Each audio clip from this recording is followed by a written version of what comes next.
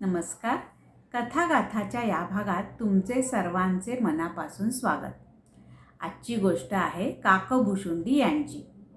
रामचरितमानसनुसार जेव्हा प्रभू राम आणि रावण यांच्यामध्ये युद्ध सुरू झाले, त्यावेळी रावणाचा पुत्र मेघनाद याने प्रभू राम आणि लक्ष्मण यांना नागपाशात बंद करून ठेवले.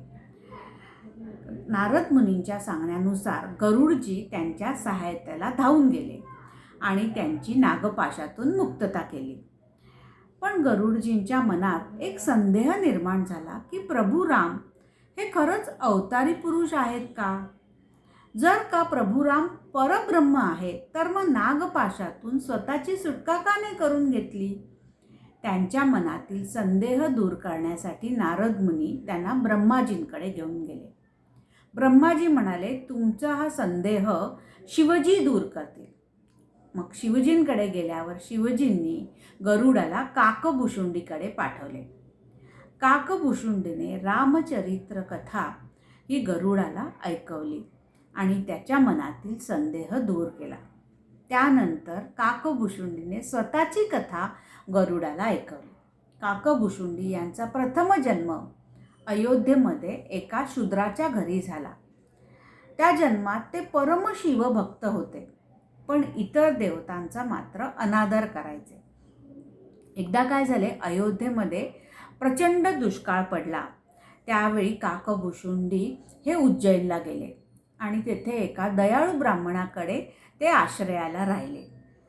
तिथे त्या दयाळू ब्राह्मणाने त्या काकभुशुंडीची शिवभक्ती पाहून त्याला एक शिवमंत्र दिला आणि मग काकभुशुंडी त्यांना गुरुदेव मानू लागले. आता काकभुशुंडी शिवभक्त तर होतेच, त्यातून त्यांना शिवमंत्र मिळाला.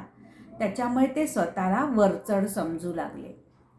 एक दिवस महाकाल मंदिरात ते भगवान शिवजींची आराधना करत बसले होते आणि तितक्यात त्यांचे गुरुदेव तिथे आले. ते पाहून काकभुशुंडी उठून उभे राहिले नाही, शिवजींची आराधना करत बसून राहिले.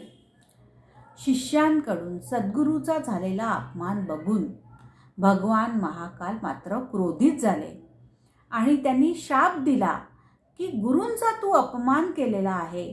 खरं तर गुरूंना इष्टदेव मानून त्याची भक्ती करावयास पाहिजे. त्यामुळे तू अधर्म सर्पयोनीत जाशील आणि त्यानंतर 1000 अन्य योनींमध्ये तुला जन्म घ्यावा लागेल. तुला 1,00,000 वर्ष नरक यातना भोगाव्या लागतील. ही आकाशवाणी ऐकून गुरूंना शिष्याची दया आली. मग त्यांनी शिवजींची प्रार्थना केली.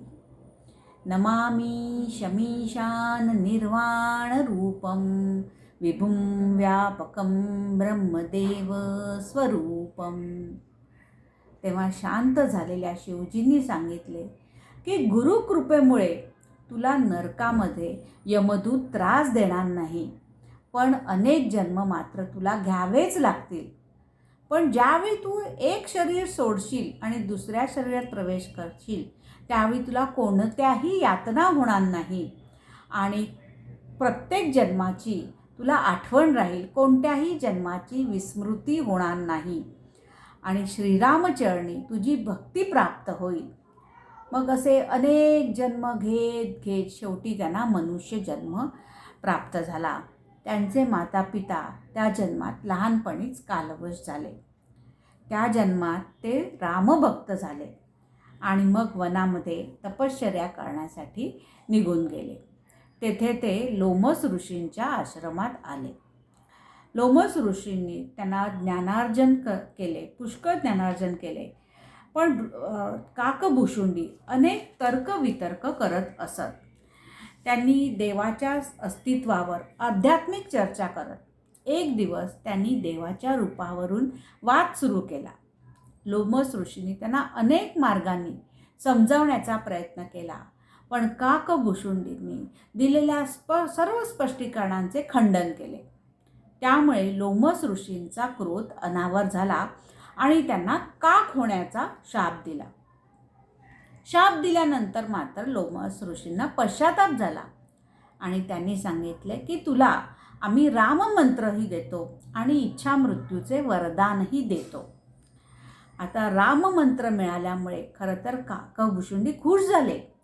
ते म्हणाले, आता मी कावळा झाल्यामुळे भगवंताचे द्वारपाल मला आत जाण्यापासून कधीच रोखू शकणार नाही. मी त्यांच्या अंगणात उडत जाऊ शकतो.